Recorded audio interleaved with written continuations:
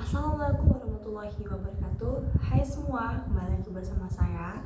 Sebelum kita masuk ke dalam video, izinkan saya untuk memperkenalkan diri. Perkenalkan, nama saya Gelda Rukmana dengan NPM 2301010042 dari Prodi Pendidikan Agama Islam. Video ini dibuat untuk memenuhi tugas ujian akhir semester atau UAS mata kuliah Ulumul Quran dengan dosen pengampu Ibu Dr. Yunita MPDI. Nah, pada kesempatan ini saya akan menjelaskan memateri tentang am dan khas. Oke, lanjut aja ke videonya.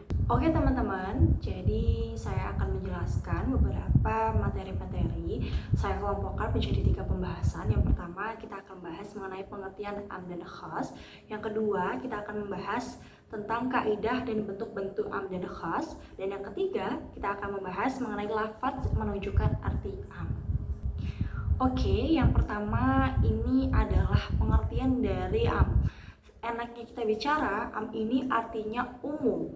Nah, menurut bahasa, am berarti umum, merata, dan menyeluruh. Adapun menurut istilah am, sebagaimana yang dikemukakan oleh Abdul Hamid Hakim, ialah am adalah lafaz yang menunjukkan pengertian umum yang mencakup satuan-satuan atau afrod yang ada dalam lafaz itu tanpa pembatasan jumlah tertentu. Nah, contohnya seperti kata al-insan atau artinya manusia.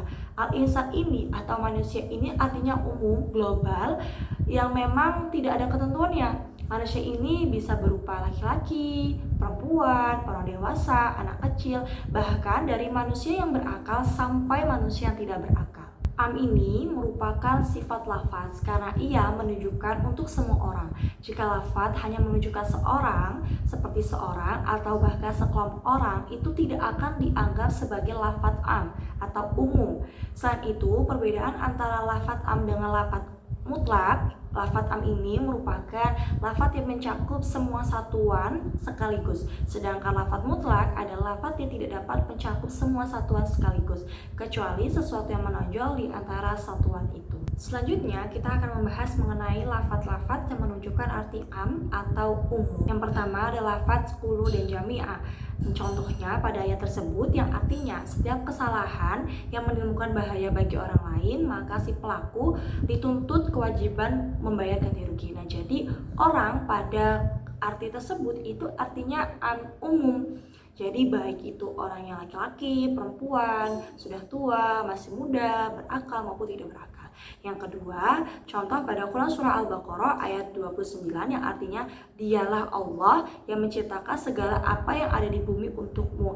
Nah, apa yang Allah ciptakan ini segalanya itu berbentuk umum, baik seperti buah-buahan, sayuran, benda yang hidup, mati, dan lain sebagainya. Yang kedua yaitu lafaz mufrad yang dimarifatkan oleh alif lam. Dicontohkan dalam Quran surah Al-Baqarah ayat 38 yang artinya laki-laki yang mencuri dan perempuan yang mencuri, potonglah tangan keduanya sebagai pembalasan bagi apa yang mereka kerjakan dan sebagai siksaan dari Allah.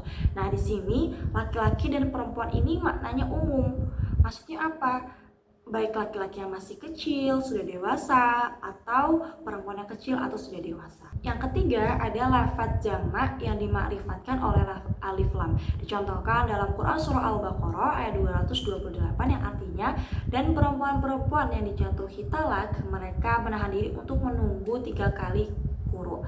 Nah, yang keempat ada isim mausul atau kata sambung seperti contohnya ada alladzi, allati, alai gitu kan. Alladzina. Nah, contohnya dalam Quran surah An-Nur ayat 4 yang artinya orang-orang yang menuduh berzina terhadap perempuan yang baik-baik. Nah, di sini orang-orangnya itu maknanya umum atau global. Yang kelima ada isim-isim istiham atau kata tanya seperti ma, man, mata. Dicontohkan pada arti kapan pertolongan Allah. Nah, kapan ini artinya umum dan masih global. Yang keenam ada isim syarat. Contohnya seperti ma, man. Dicontohkan pada arti orang yang berbuat jahat akan dibalas dengannya. Jadi orang ini yang berbuat jahat ini artinya masih umum dan global. Ketujuh yaitu isim nakiroh setelah la, setelah nafi, seperti sabda Rasulullah SAW yang artinya tidak ada hijrah setelah penaklukan Mekah. Oke, yang selanjutnya kita akan masuk ke pembahasan kaidah-kaidah am. Kaidah am ini ada 4. Yang pertama yaitu keumuman ini tidak menggambarkan suatu hukum. Kaidah ini dapat dipahami bahwa makna am tersebut itu mengandung makna yang umum, global, dan tidak bisa memberikan suatu kepastian yang jelas dan yang pasti. Contohkan dalam Quran surah Al-Hud ayat 6 yang artinya semua seluruh binatang melata. Nah, semua atau seluruh binatang melata ini maknanya umum, berarti meliputi semua binatang melata yang ada di bumi. Kaidah yang kedua yaitu makna tersirat itu mempunyai bentuk umum. Maksud kaidah ini ialah bahwa makna tersirat atau mafhum dari sebuah kalimat ini masih menyimpan makna yang umum, global, dan belum bisa memberikan kepastian yang jelas dan yang pasti. Nah, untuk kaidah yang ketiga yaitu orang yang memerintahkan sesuatu maka ia termasuk di dalam perintah tersebut. Nah, kaidah ini dapat dipahami bahwa bukan hanya orang yang diperintahkan atau bawahan yang mendapatkan suatu hukum, tetapi orang yang memerintahkan atau atasan juga dapat dikenakan suatu hukum. Kaidah yang keempat atau yang terakhir yaitu pelajaran diambil dari keumuman lafaz bukan hanya pada kekhususan sebab. Oke, kita akan masuk ke dalam pembahasan khas. Jadi enaknya bicara tentang khas ini adalah makna yang mengandung arti yang khusus. Jadi khusus ini merupakan lafaz yang mengandung satu pengertian tunggal ataupun beberapa pengertian yang terbatas. Secara bahasa, khas berarti tertentu. Adapun secara istilah, khas ini berarti lafaz yang menunjukkan arti satu atau telah tertentu. Jadi khas ini seperti contohnya Ibrahim, laki-laki, wanita, atau penjumlahan seperti 11, 12 itu artinya satu, terbatas, dan tertentu. Oke, kita masuk ke pembahasan yang selanjutnya yaitu bentuk-bentuk khas. Bentuk-bentuk khas ini ada 4. Yang pertama yaitu bentuk khas berbentuk mutlak. Nah, yaitu lafaz yang tidak ditentukan oleh sesuatu. Maksudnya, jika ada ayat yang menunjukkan arti khas selama tidak ada dalil yang mengalihkan makna hakiki kepada makna lain, maka harus diartikan sebagai makna yang hakiki. Contohnya, seperti hukuman bagi penzina mushon adalah 100 kali dera. Nah, pada makna tersebut, maka hukumannya ini tidak boleh kurang ataupun tidak boleh lebih dari 100 dera. Yang kedua yaitu lafaz khas berbentuk khas ditentukan oleh sesuatu. Jika lafaz khas ini mutlak dan ditentukan dalam ayat lain dan diterapkan dengan muqayyad, sedangkan topik dan sebab pembicaraannya sama, maka semua hukumannya itu harus sama. Contohnya seperti keharaman darah dalam Quran surah Al-Maidah ayat 3 dan dalam Quran surah Al-An'am ayat 145. Bentuk yang ketiga yaitu lafaz khas berbentuk amr. Jika lafaz khas berbentuk perintah, maka hukumnya wajib. Dicontohkan dalam Quran surah Al-Maidah ayat 38 yaitu hukuman pencuri. Dan yang keempat adalah lafaz yang berbentuk nahi. Jika lafaz khas ini berbentuk larangan, maka hukumnya menjadi haram. Contoh larangan menikahi wanita-wanita musyrik yang dijelaskan dalam Quran surah Al-Baqarah ayat 221 yang artinya kita tidak boleh menikahi wanita-wanita musyrik. Nah, hukuman tersebut akan menjadi suatu hukum yang haram. Yang selanjutnya kita akan masuk ke dalam pembahasan bentuk mentaksis lafaz. Jadi para ulama ini sepakat tentang bolehnya mentaksis suatu ayat atau lafaz. Ada beberapa ulama yang merumuskan bahwa ada 5 ayat yang tidak boleh ditaksis atau memerlukan pengkhususan. Seperti yang pertama yaitu masalah kesempurnaan dan keagungan Allah. Yang kedua tentang keharaman menikahi ibu baik karena nasab maupun persusuan. Yang ketiga setiap makhluk hidup pasti akan mengalami kematian. Yang keempat Allah adalah sang pemilik dari segala sesuatu yang ada di langit dan di bumi. Dan yang terakhir atau yang kelima Allah selalu menanggung rezeki makhluk hidup. Selanjutnya kita akan membahas mengenai macam-macam taksis. Taksis ini dibagi menjadi 2, ada taksis mutasil yang artinya bersambung dan taksis munfasil yang artinya tidak tersambung. Yang pertama yaitu taksis mutasil yang artinya bersambung.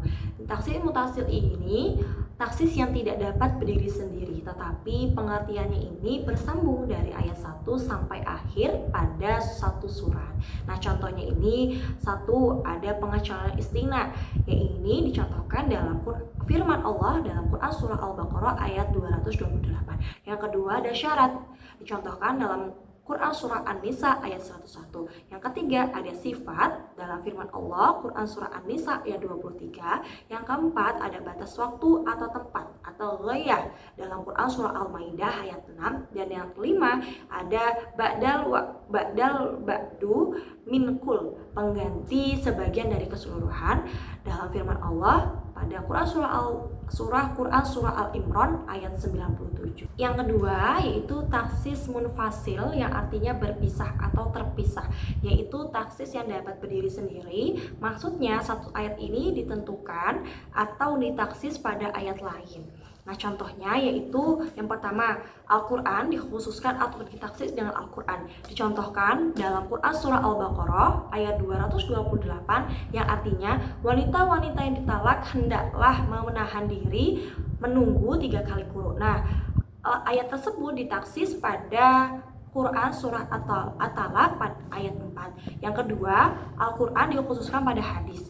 Nah, dicontohkan pada Quran surah Al-Baqarah ayat 275 yang artinya orang-orang yang telah sampai kepadanya larangan dari Tuhannya lalu terus berhenti dari mengambil riba. Nah, ayat tersebut ditaksis pada hadis Nabi Muhammad SAW, yaitu Rasulullah melarang mengambil upah dari air mani kuda jantan. Yang ketiga yaitu hadis yang ditaksis oleh Al-Quran. Nah, contohnya ini, Allah tidaklah menerima sholat salah seorang di antara kalian ketika ia berhadas sampai ia berwudu. Hadis riwayat Bukhari nomor 6954 dan Muslim nomor 225. Hadis tersebut ditaksis oleh ayat Al-Quran yang dicontohkan dalam Quran surah An-Nisa ayat 43. Yang keempat yaitu sunnah atau hadis yang ditaksis oleh hadis. Contohnya, pada setiap yang disirami oleh hujan maka zakatnya adalah 1/10. Dicontohkan dari hadis riwayat Bukhari dan Muslim. Hadis tersebut ditaksis oleh hadis lain, yaitu tidak mesti mengeluarkan zakat atau sedekah untuk yang kurang dari 5 atau ausuk. Hadis riwayat Bukhari dan Muslim. Untuk yang kelima dan yang keenam yaitu Al-Quran atau hadis ditaksis oleh ijma atau qiyas. Nah, ini dicontohkan dalam Quran surah Al-Jumu'ah ayat 9 yang artinya, hai orang-orang beriman, apabila disuruh untuk menunaikan sholat Jumat maka bersegeralah kamu kepada mengingat Allah dan tinggalkan jual beli. Nah, ayat tersebut ini secara umum ayat ini mewajibkan setiap orang yang beriman baik laki-laki maupun perempuan untuk melaksanakan sholat Jumat. Nah, tetapi ayat tersebut ditaksis oleh ijma ulama yang menyandarkan pada hadis Rasulullah bahwa perempuan itu tidak diwajibkan untuk melaksanakan sholat Jumat. Oke, terima kasih banyak teman-teman yang sudah menonton. Semoga video ini bermanfaat. Kurang lebihnya saya mohon maaf. Saya akhiri. Wassalamualaikum warahmatullahi wabarakatuh.